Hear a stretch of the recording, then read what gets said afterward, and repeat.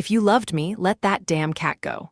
My boyfriend gave me an ultimatum, him or my 12-year-old rescue cat, so I hid a camera and found videos of him staging Milo as destructive and aggressive. I chose love that's real. 3 days ago, my boyfriend of 14 months told me he'd found a foster home for my 12-year-old rescue cat Milo and they'd pick him up next week. Today, I discovered he's been systematically sabotaging my apartment to make my cat look aggressive and destructive. I'm still shaking as I write this. I don't even know where to start, but I need to get this out before I lose my mind completely. I adopted Milo when I was 19, right after my dad died. I was drowning in depression, barely functioning, and this scrawny orange tabby at the shelter just looked at me like he understood. The volunteer said he'd been returned twice for being too needy, but honestly, I needed needy. I needed something that would force me to get out of bed, something that would curl up next to me when the world felt too heavy. Milo saved my life. He got me through college, through 3 career changes, through the loneliness of freelance work. He's been my constant for 12 years, and I've never regretted bringing him home. Jason seemed to understand this when we started dating. He's a corporate attorney, successful, charming in that confident way that made me feel special. When I told him about Milo on our second date, he smiled and said, "I'd love to meet the guy who's been taking care of you all these years." For the first few months, everything was perfect. Jason would bring Milo treats, scratch behind his ears, even send me photos when Milo would curl up on his lap during movies. I thought I'd finally found someone who got it, who understood that loving me meant accepting my quiet, introverted life with my cat. But things started changing around month 6. Jason began complaining about cat hair on his suits, about the litter box smell, about how Milo would wake him up purring at night. He claimed he had a mild cat allergy that was getting worse. I felt terrible, started vacuuming obsessively, changed the litter twice as often, even bought an expensive air purifier. Maybe Milo would be happier with a family that has a yard, Jason suggested one evening. He's getting older and cats like space to roam. I explained that Milo had been indoor only his whole life, that he was perfectly content in my apartment. But Jason kept pushing. "You're holding him back because you're afraid to let go. It's not fair to him." The comments got more frequent. My apartment was too small for 2 people and a pet. My freelance work was unstable, and I should focus on building a real adult life. He positioned himself as helping me mature, and I started believing him. Last month, I took Milo to the vet for his annual checkup. I mentioned Jason's allergies, asked if there was anything I could do to help. Dr. Martinez looked confused. If he had a real cat allergy, he wouldn't be spending nights here at all. Most people with genuine allergies can't tolerate being in the same room for more than a few minutes. That planted a seed of doubt, but I pushed it down. Jason was trying to build a life with me. Maybe I was being selfish. Then last week, I found my favorite cashmere sweater soaked with what smelled like litter box spray right in the middle of my bed. Milo had never, ever done anything like that. He's the most well-behaved cat I've ever known. When I confronted Jason about it, he sighed and said, "Aaron, this is exactly what I'm talking about. He's acting out because he's stressed. He needs a proper home." But something felt wrong. Milo wasn't acting stressed. If anything, he seemed more clingy lately, following me around like he was trying to protect me from something. So I did something I never thought I'd do. I bought a nanny cam and hid it in my bedroom bookshelf. The footage from yesterday made me physically sick. Jason, alone in my apartment while I was at a client meeting, shaking Milo's litter box until dirty litter scattered across my bedroom floor. Rubbing cat hair from the brush all over my pillow, spraying something from a bottle onto my sweater and placing it on the bed. Then setting up his phone to record Milo walking through the mess, editing the video to make it look like my cat was destroying my room. I found the videos on his phone when he was in the shower. Clips of Milo looking aggressive and destructive that were completely fabricated. Screenshots of text messages to his sister. "This cat is ruining everything. I'm going to force her to pick. She needs to grow up and stop using pets as emotional crutches." There were more messages, him calling me pathetic for choosing an animal over a real relationship. Planning to show the fake videos to our mutual friends as proof that I was unstable and obsessed. I confronted him this morning. He didn't deny it. He said he was helping me see reality and that I needed to be pushed toward making adult decisions. When I told him to leave and never come back, he laughed and said, You're proving my point. You're choosing a cat over someone who actually loves you. I'm sitting here with Milo purring in my lap, and I keep replaying every conversation, every suggestion, every moment I doubted myself. How long was he planning this? What else has he manipulated? The foster family he found? They don't exist. I called the number he gave me and it's disconnected. Reddit, I feel like I'm losing my mind. Am I overreacting? Is this as manipulative as it feels? I've been with this man for over a year and I'm starting to wonder if I ever knew him at all. Milo is safe. He's not going anywhere. But I can't stop shaking and I don't know what to do next. Update 1. Thank you for all the support on my original post. You're right, this isn't about the cat, it's about control. I needed to hear that I wasn't crazy, because honestly I was starting to doubt my own reality. A lot of you asked for more details about our relationship, and looking back now, I can see the patterns so clearly. It's terrifying how gradual it was, how he made me feel like his criticisms were acts of love. It started small. Jason would mention that my apartment felt cramped when he stayed over, suggesting I could optimize the space better if I didn't have a litter box taking up corner real estate. He'd wrinkle his nose when Milo would jump on the couch, saying things like, "I'm not trying to be difficult, but the hair situation is getting pretty intense." He had this way of framing everything as concern for my well-being. My freelance work was stressful and unpredictable, and wouldn't I be happier with more stability? My tendency to stay in on weekends was isolating, and didn't I want to build a more social life? Even my relationship with Milo was codependent, and wasn't I limiting my emotional growth by relying so heavily on a pet? The worst part? He made it sound so reasonable. He'd hold my hands and speak in this gentle, patient voice, like he was helping me see truths I was too scared to face. I started believing him. I started thinking maybe I was holding myself back, maybe I was using Milo as an excuse to avoid growing up. God, I feel so stupid writing that out. The dinner confrontation happened Tuesday night. Jason had made reservations at this expensive downtown restaurant, the kind of place where you need to whisper and the wine costs more than my electric bill. He was dressed in his best suit, had this confident smile that used to make me feel special. "I've been thinking about our future," he said after we ordered. "About the life we could build together." I knew what was coming. My stomach dropped, but I let him continue. "I've arranged everything with the Foster family. They're lovely people, retired couple with a big house in Beaverton. Milo will have a yard, other cats to play with. They'll pick him up Saturday morning." He reached across the table and took my hand. "It's time we start building our life, just the two of us. No more distractions, no more excuses, just us building something real." I looked at him sitting there, so sure of himself, so confident that I'd just roll over and accept his decision about my life, and something inside me snapped. "No, Jason," I said, pulling my hand away. "It's time I start building a life where I'm not manipulated." His face changed immediately. The gentle, patient expression disappeared, replaced by something cold and calculating. "Aaron, don't be dramatic. We've talked about this." I pulled out my phone and showed him the USB drive I'd copied the surveillance footage to. Then I set printed screenshots of his text messages on the table between us. "You don't have a cat allergy. You have a control problem." The silence stretched between us for what felt like forever. Other diners were starting to notice the tension at our table. Jason's jaw was clenched so tight I could see the muscles jumping. "You recorded me," he said finally. "You invaded my privacy. You sabotaged my apartment. You created fake evidence to gaslight me into getting rid of my cat. You plan to show doctored videos to our friends to make me look unstable." "I was trying to help you see reality," he hissed, leaning forward. "You're pathetic, Aaron. You're choosing an animal over a real relationship. You're choosing to stay stuck in this sad, small life instead of growing up and building something meaningful with someone who actually loves you." The mask was completely off now. This wasn't the charming, successful man I'd fallen for.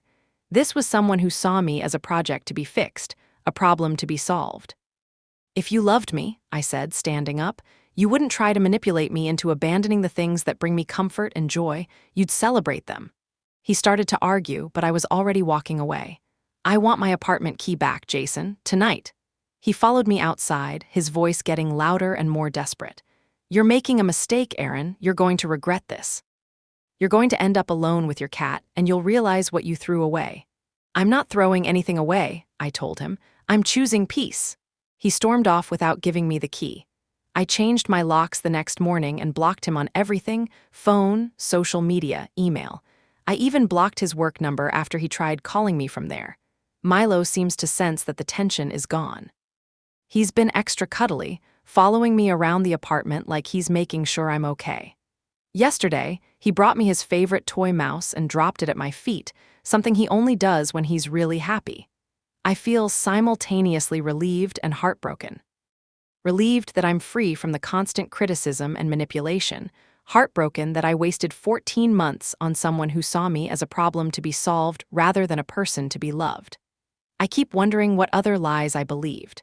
How many times did I doubt my own instincts because he made his manipulation sound like love? How many other things did he sabotage that I never discovered?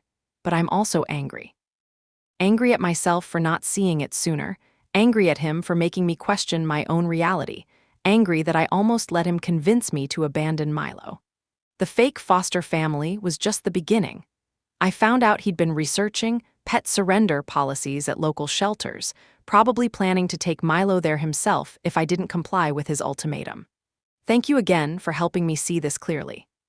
Sometimes you need strangers on the internet to tell you that yes, this is as messed up as it feels, and no, you're not overreacting. Milo is safe, I'm safe, and for the first time in months, my apartment feels like home again. Edit. To answer some questions, yes, I kept copies of everything. And yes, I'm documenting the attempts to contact me from blocked numbers. You're right that this probably isn't over. Update 2. I thought I was done with Jason drama, but apparently Jason wasn't done with me. The past 3 weeks have been a masterclass in how manipulative people react when they lose control, and honestly, I'm grateful for every messy minute of it because it's shown me exactly who I was dealing with. First, thank you to everyone who warned me that blocking him wouldn't be the end of it. You were absolutely right. Within 48 hours of our restaurant confrontation, Jason launched what I can only describe as a smear campaign among our mutual friends. It started with Maya, my friend who actually introduced us. She called me last Tuesday, sounding confused and concerned. "Aaron, Jason came by my office today. He's really worried about you. He said you've been acting erratic, that you secretly recorded him, and that you're spreading lies about him having allergies." My heart sank. Maya has been my friend for 6 years. If Jason could turn her against me, he could turn anyone. But then Maya continued. "The thing is, it didn't sit right with me. I've known you for years, and erratic isn't exactly your style. Plus, he kept calling you unstable and obsessed with that cat, which honestly made me uncomfortable, so I wanted to hear your side." I told her everything. Showed her the footage, the text messages, the fake videos he'd created. Maya's face went through about 5 different emotions before settling on pure rage. "That manipulative piece of shit," she said. "Aaron, I need to tell you something.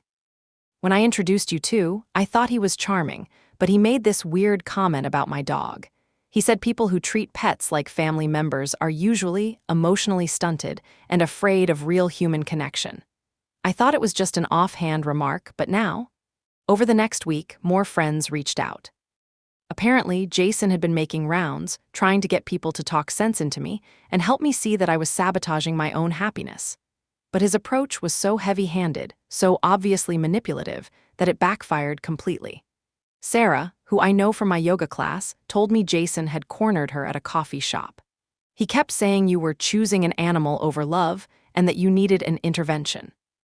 But then he started criticizing your career, calling freelance work, pretend employment, and saying you used your cat as an excuse to avoid real adult responsibilities. I was like, dude, I'm also freelance, and my cat is basically my coworker. Back off. Tom, who's in our trivia group, had an even more revealing encounter. Jason had approached him at the gym, asking weird questions about my dependency issues and whether I'd ever mentioned feeling trapped by pet ownership. Tom said Jason seemed obsessed with the idea that I was mentally unwell and needed people to stage an intervention. The whole thing felt rehearsed, Tom told me, like he'd practiced this conversation in his head. When I told him you seemed perfectly happy and healthy to me, he got this look on his face like I'd failed a test. But the real validation came from an unexpected source. Remember how I mentioned Jason's sister in my original post? Well, she reached out to me directly. "I need to apologize," her message said. Jason has been telling our family that you're unstable and obsessed with your cat, but I've been thinking about some things he said during your relationship that didn't sit right with me. She went on to explain that Jason had complained about me constantly at family gatherings, how I was too introverted, how my apartment was too small for a serious relationship, how I used my cat as an emotional crutch to avoid growing up. She said she'd always felt uncomfortable with his comments but hadn't known how to address them. He has this pattern, she wrote. He finds women who are kind and accommodating, then slowly chips away at their confidence until they doubt their own instincts. You're not the first girlfriend he's done this to, and I'm sorry I didn't warn you. That message hit me like a truck. I wasn't the first. There was a pattern. Inspired by all the support from Reddit and my friends, I decided to do something I never thought I'd have the courage to do. I wrote a blog post about emotional manipulation in relationships, specifically about partners who try to force you to get rid of pets. I was careful not to name Jason or include identifying details, but I detailed the pattern of behavior, the gradual erosion of confidence, the way manipulators frame control as love. The response was overwhelming. Within 24 hours, I had dozens of messages from people sharing their own experiences. Women whose boyfriends had demanded they get rid of their cats, their dogs, their birds. Men whose girlfriends had tried to isolate them from family pets. People who'd been made to feel guilty for loving their animals too much. One message particularly stuck with me. My ex convinced me to rehome my elderly dog because he was too much work and holding us back from traveling. I regretted it every single day until I left him. Thank you for writing this. I thought I was the only one who'd been manipulated this way. Of course, Jason discovered the blog post. I started getting angry texts from numbers I didn't recognize, demanding I take down the lies and stop defaming him. He threatened legal action, called me vindictive, and obsessed with revenge. I documented everything and showed it to my friend Lisa, who's a lawyer. She laughed and said, "He has no case. You didn't name him, you didn't include identifying information, and everything you wrote is factually accurate. He's just mad that you're telling the truth." The legal threats stopped after that, but the blocked number calls continued. Sometimes he'd leave voicemails, alternating between trying to win me back and calling me pathetic. I saved them all, just in case. But here's the thing that surprised me most. I'm not just surviving this, I'm thriving. I started volunteering at the animal shelter where I adopted Milo, and the work is incredibly healing.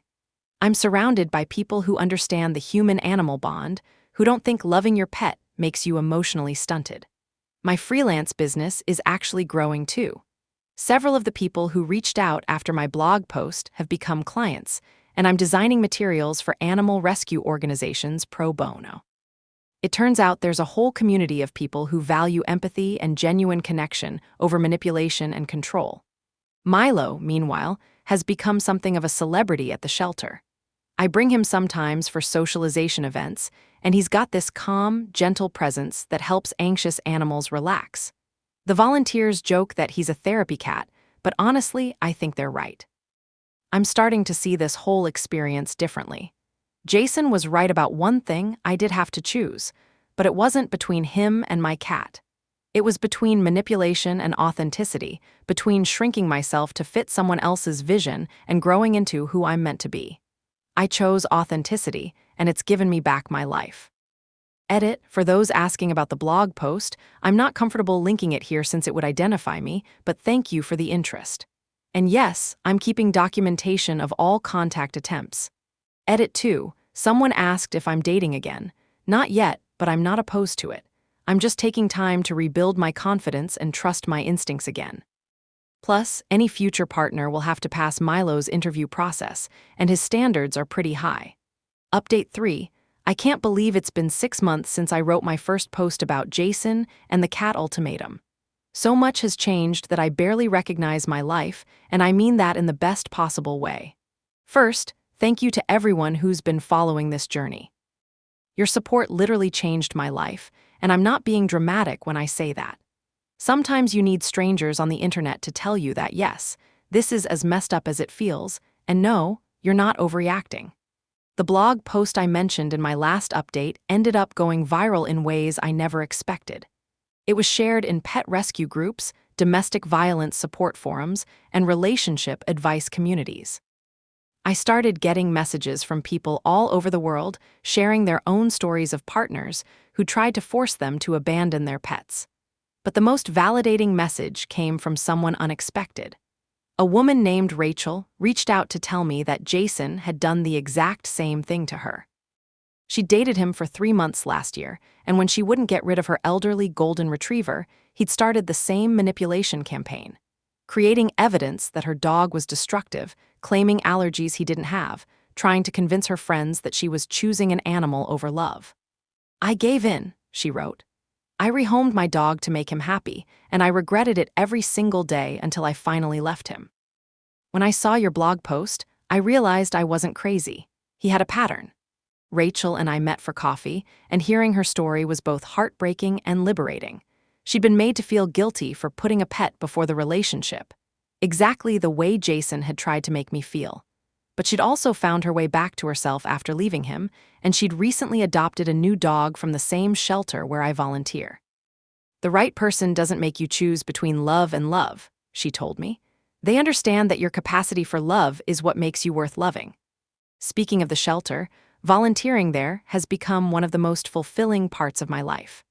I'm designing all their promotional materials now, and I've helped them increase adoptions by 40% with a new campaign focused on the human-animal bond. Milo comes with me sometimes, and he's become something of a therapy cat for both the animals and the volunteers. My freelance business has exploded in the best way. Word spread through the rescue community about my work, and I now have a steady stream of clients who value empathy and genuine connection. I'm booked solid through the end of the year, and I'm actually having to turn down projects. Jason's criticism of my unstable freelance career feels laughably wrong now, but the biggest change is personal.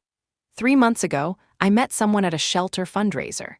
His name is David. He's a veterinarian, and our first conversation was about the importance of the human-animal bond in healing trauma. When I told him about Milo, he didn't see it as a red flag or a sign of emotional immaturity. He saw it as evidence that I was capable of deep, lasting love. Our first official date was coffee, and he brought homemade cat treats for Milo. Not because he was trying to win me over, but because he genuinely wanted to meet the guy who'd been taking care of me all these years. Milo, who's usually cautious around new people, was purring within minutes. "I think I passed the interview," David said, scratching behind Milo's ears. "Barely," I joked. "His standards are pretty high. We've been taking things slow on purpose, and it feels revolutionary." After Jason's constant pressure to build a life together and make adult decisions, the absence of urgency feels like relief. David understands that I'm rebuilding trust, not just in him, but in myself, and he never makes me feel like I'm being too careful or taking too long to open up. He just listens, respects the pauses, and stays. The contrast is undeniable. Jason always saw discomfort as something to be corrected or dismissed. David sees those same things as signs of depth, signs I've survived. Jason tried to strip away anything that grounded me, my work, my friendships, my cat. David, by contrast, wants to understand those things. He asks about my photography. He remembers my friends' names. He sends me links to cat toys, labeled "Milo might approve." Milo, now 13, has become the heart of our little ecosystem. He's an orange tabby with opinions and routines, and somehow David fits right in. Milo's recently started bringing him his favorite toy mouse, an honor he's never even granted me. Last week, I walked into the living room and saw them napping together, Milo curled on David's chest. I just stood there, overwhelmed by the stillness, the safety. I didn't know love could look like that. As for Jason, I heard through Maya that he's still the same. He dated someone new and asked her to get rid of her elderly beagle. When she refused, he pulled the same tactics: emotional withdrawal, silent treatments, ultimatums. But this time, they didn't work. She had read the blog post I wrote last year. She recognized the pattern and walked away. She messaged me to say thank you. Her words were simple but powerful. "Your story helped me see it coming. I kept my dog, my sanity, and my self-respect." That message shifted something in me. For the first time, I realized my story wasn't just about my healing. It was about helping others trust themselves before it was too late. Since then, I've started offering workshops with local domestic violence counselors. We talk about the early signs of emotional control, like when someone pressures you to give up pets, cut off family, or abandon hobbies. These seem small, but they're often the first cracks in something much larger. The workshops fill quickly. People come in carrying invisible wounds, stories of being shamed for loving animals too much, or told they were immature for prioritizing peace over conflict. I always say, healthy relationships don't require you to abandon yourself. They make room for you. Milo, meanwhile, has become a minor celebrity. He's now a certified therapy cat and joins me on visits to nursing homes and hospitals. His quiet presence soothes people. Watching him work reminds me daily, the love we give, even to animals, is not weakness. It's a kind of strength. Looking back, I can name what Jason did. He tried to dismantle the things that gave me identity, my cat, my career, my solitude. He reframed love as something I had to earn by shrinking. But David loves the very things Jason tried to erase. Loving Milo didn't make me stunted. It made me emotionally present. Freelancing wasn't irresponsibility, it was independence. Quiet evenings weren't avoidance, they were self-awareness. The difference between manipulation and love is this: manipulation fractures you, love integrates you. 6 months ago, I chose peace and peace chose me back. I chose Milo, I chose myself. Best decision I ever made.